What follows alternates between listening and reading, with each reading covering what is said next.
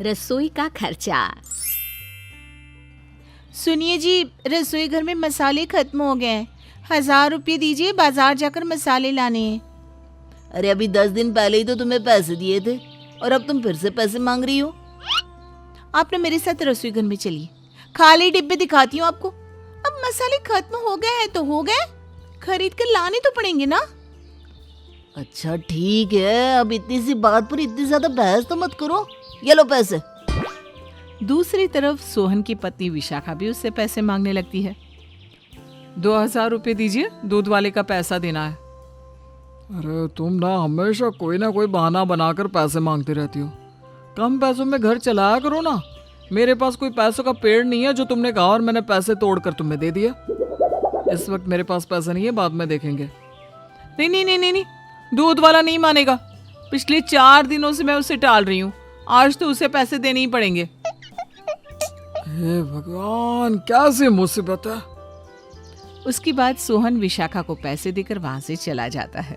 फिर एक दिन, आज तो गर्मा गर्म पूरी सब्जी खाने का मन है। शालिनी जाओ ना, पूरी सब्जी बनाओ ना। घर में तेल खत्म हो गया है, तेल खरीदने के लिए पैसे दो, तभी पूरी सब्जी बन पाएगी। अरे अभी कुछ दिन पहले ही तो मैंने पैसे दिए थे, फिर तुमने उन पैसों का क्या किया? तुम्हारे दिए हुए पैसों से मैं और दीदी सब्जियां खरीद कर लाई। यकीन नहीं आता? चलिए रसोई घर में देख लीजिए। अगर पूरी सब्जी खाना है तो तेल खरीदने के लिए पैसे देने ही पड़ेंगे, वरना पूरी सब्जी नहीं बनेगी। ये सुनकर मोहन के साथ साथ सोहन का भी मुंह फूल जाता है। मुझे तो लगता है कि ये दोनों अपनी मर्जी से पैसे खर्च करती है और हमें झूठा हिसाब देती है। हाँ भाई, तुम ठीक कहते हो, मुझे भी यही लगता है। इतने पैसे देने के बाद भी हमें अपनी मनपसंद चीजें खाने के लिए नहीं मिल पाती। देखो, सुबह से हम दोनों घर के काम में व्यस्त हैं। इस वक्त हम तुम दोनों से झगड़ा नहीं करना चाहती। जल्दी बोलो, पूरी सब्जी बनानी है या नहीं बनानी, वरना हम अपने अपने कमरे में आराम करने जा रहे हैं। अरे नहीं नहीं, आज मेरा पूरी सब्जी खाने का बहुत मन कर रहा है। ये लो पैसे, जाओ तेल खरीद कर लाओ। उसके बाद मोहन उन दोनों को पैसे दे देता है। इस तरह हर रोज रसोई घर की बातों को लेकर चारों में तू में हो जाती थी। फिर एक दिन उनके घर पर कुछ रिश्तेदार आते हैं। शालिनी और विशाखा की सास मालती दोनों बहुओं को अच्छा खाना बनाने के लिए कहती है।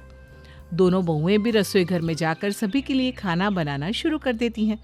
थोड़ी देर के बाद घर के सभी लोग रिश्तेदारों के साथ बैठकर खाना खाने लगते हैं।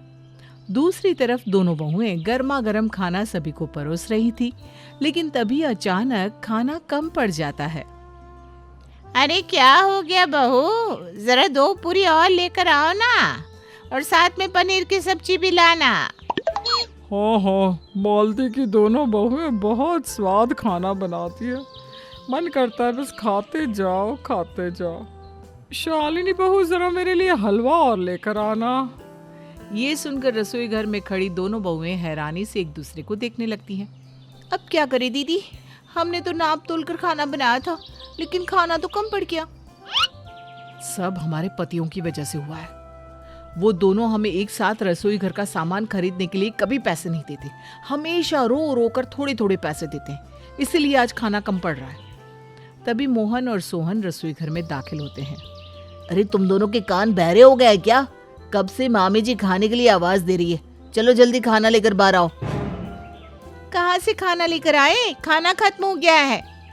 ये तुम क्या बोल रही हो? अभी तक किसी का पेट भी नहीं भरा और खाना खत्म हो गया?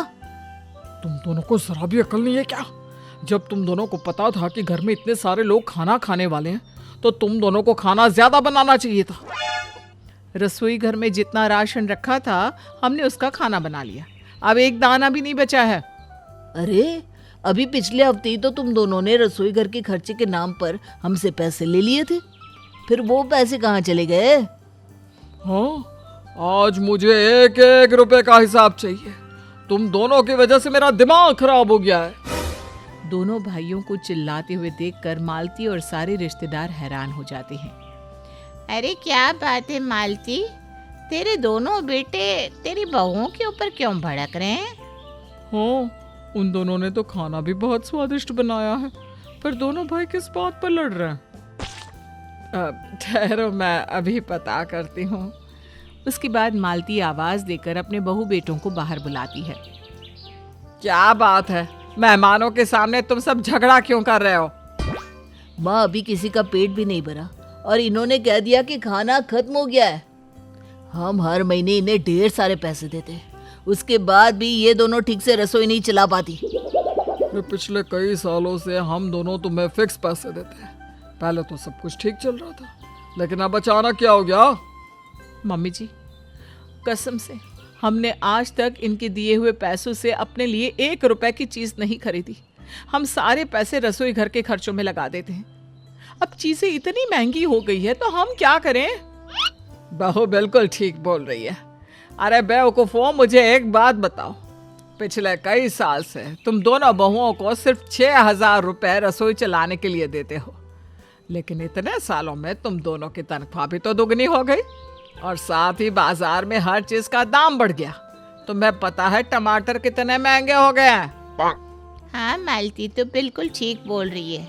आजकल हर खाने पीने की चीज के दाम आसमान छू रहे हैं। पिछले साल ना मेरे घर पर भी इसी बात को लेकर बहू बेटे के बीच में खूब तमाशा हुआ था। मेरा बेटा भी इन दोनों की तरह यही मानकर चल रहा था कि बाजार में सब चीज मुफ्त में मिल जाती है, लेकिन फिर एक दिन मैं उसे अपने साथ बाजार लेकर गई। खरीदारी करने के बाद उसकी अकल ठिकाने आ गई। उस दिन के बाद से उसने दोबारा कभी रसोई का हिसाब नहीं लिया। इन्हें भी थैला पकड़ाकर बाजार भेज दे, तभी इन्हें सच्चाई पता चल जाएगी।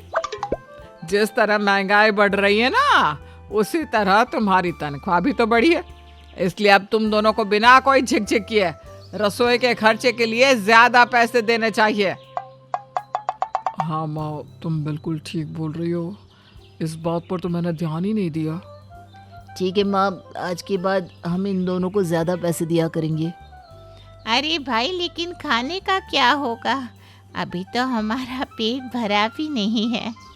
ठहरिए मामी जी, हम दोनों अभी बाजार से सामान खरीद कर लाते हैं। इसके बाद ये दोनों फिर से आप लोगों के लिए खाना बना देगी।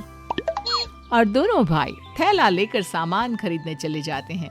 उस दिन के बाद से उन दोनों की अकल ठिकाने आ जाती है और वो दोनों दोबारा रसोई घर के खर्च के नाम पर अपनी पत्नियों को परेशान नहीं करते और उन्हें ज्यादा नहीं, डबल पैसे देने लगते हैं।